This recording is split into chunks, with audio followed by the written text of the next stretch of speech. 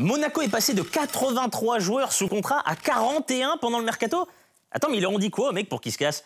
Que Thierry Henry allait remplacer Niko Kovac?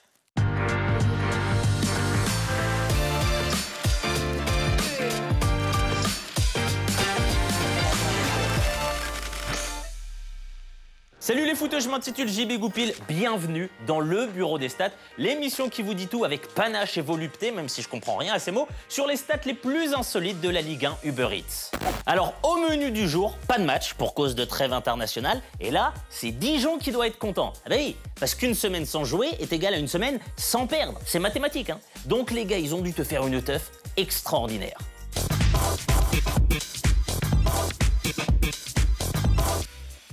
Pampelep. Donc ce que je vous propose, c'est un BDS spécial Mercato.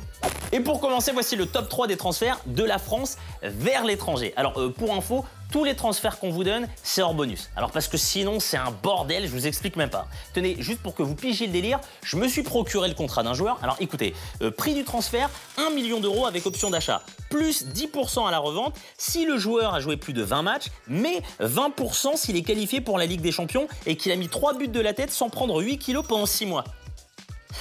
Ah ouais, non mais c'est clair en fait.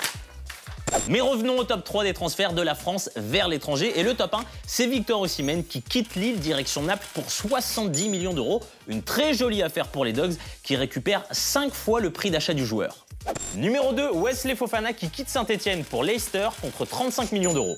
Et numéro 3, Edouard Mendy, le Rennais parti à Chelsea pour 24 millions d'euros. Alors, juste un mot obligé sur le transfert de Bertrand Traoré à Aston Villa pour 18 millions d'euros. Parce que là, à ce niveau d'escroquerie, c'est du grand art. Là, franchement, Jean-Mi, respect à vie. Alors franchement, je le dis, hein. J'ai d'ailleurs pas été le seul à être impressionné, hein, salué évidemment par les tweetos. Tenez, j'ai été impressionné par la vente de Traoré. Jean-Michel Aulas est un exemple pour moi, une référence maintenant. Jérôme Kerviel, le gars est connaisseur. Place maintenant au top 3 des transferts de l'étranger vers la France, toujours hors bonus, évidemment. La palme revient aux Parisiens pour l'achat définitif de Mauro Icardi pour 54 millions d'euros, plus 12 hamburgers frites sauce blanche, plus 28 pizzas double pepperoni, plus 78 litres de Fanta citron.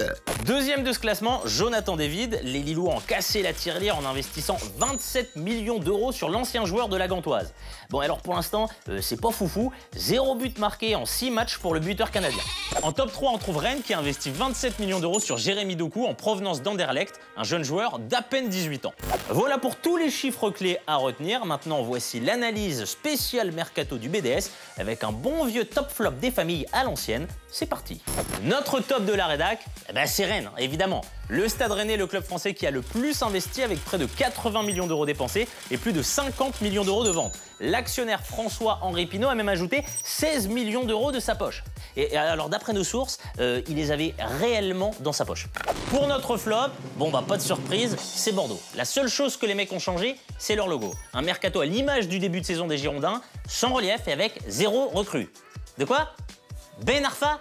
C'est ce que je viens de dire, écoute un peu, 0 recrue. Le mec est en pré-retraite depuis l'INF Clairefontaine.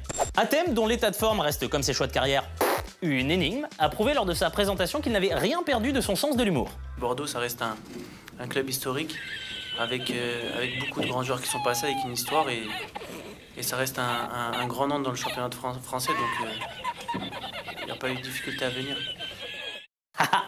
Quel déconneur ce thème, hein. Enfin, voici quelques infos en vrac. Tout d'abord, une pensée pour Sacha Boey qui a quitté Rennes premier pour Dijon dernier. C'est-à-dire que le mec, le lundi, il jouait le titre, le mardi, il joue le maintien. Rude, la transition épique, hein. Ça doit être compliqué dans sa tête.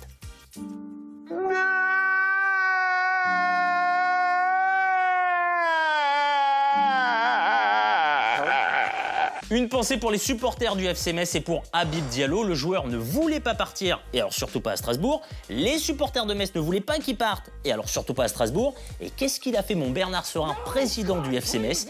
Il l'a fait partir à, wait for it, Strasbourg, pour 10 millions d'euros. Alors là, respect et humanisme, bravo mon bébert. T'es un chef. Voilà les amis, ce BDS touche à sa fin, mais juste avant de se quitter, ça va être à vous de jouer avec les pronos sur les stats de la 7e journée de Ligue 1 Uber Eats. Alors, à votre avis, lors de la prochaine journée, Strasbourg reçoit Lyon. À quelle minute de la conférence de presse d'après-match, Rudy Garcia va-t-il dire que s'ils ont perdu, c'est pas de sa faute? L'avis de la rédac à la 2e minute. Après avoir dit depuis le début de saison qu'il était en sous-effectif, Rudy Garcia s'agacera cette fois-ci d'être en sur-effectif. Lors du prochain match Angers-Metz, après Neymar, Stéphane Moulin, le coach angevin, va-t-il à nouveau demander le maillot d'un joueur? L'avis de la rédac, si c'est le cas, ça sera forcément celui d'Ibrahima Niane. Parce que comme tout le monde, à part lui, Stéphane Moulin ne connaît aucun autre joueur du FC Metz.